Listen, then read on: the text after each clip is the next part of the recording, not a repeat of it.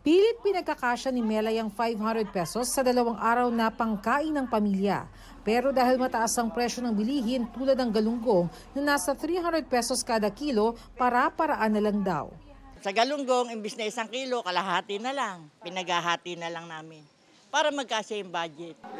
Sa monitoring ng Department of Agriculture, umaabot pa hanggang 320 pesos ang kilo ng sariwang galunggong. Mahal nga. Kaya hindi kami bumibili ng galunggong. Magmamano ka na lang. Di ba? Magmamano ka na lang o kaya dito sa mga frozen dahil medyo mura-mura ng konti. Mataas pa ngayon yung galunggong, sir.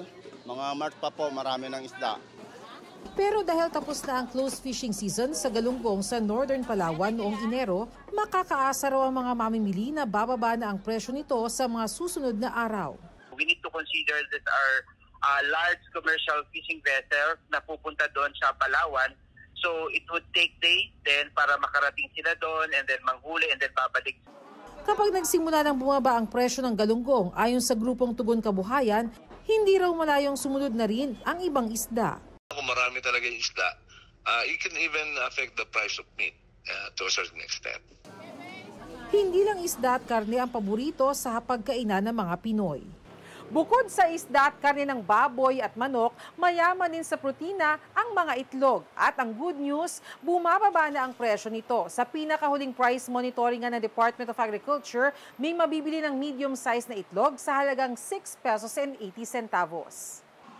Sa Cavite Street sa Blumentritt, Maynila, umaabot hanggang 20 pesos ang bawas presyo kada tray. Simula nung nag-sim break, medyo dumami yung itlog, bumaba pa rin yung presyo. Sa Pandacan at Paco Market, hanggang 30 pesos ang bawas presyo sa kada tray. Sa public market ng General Santos City, marami na rin ang supply ng itlog, kaya bumaba na ng 10 piso ang presyo kada tray. Ayon sa Philippine Egg Board Association, bahagyang dumami ang supply ng itlog habang malaki ang nabawas sa demand, kaya tila lumalabas na oversupply ang itlog. Noong Disyembre pa raw nagsimulang bumaba ang presyo ng itlog.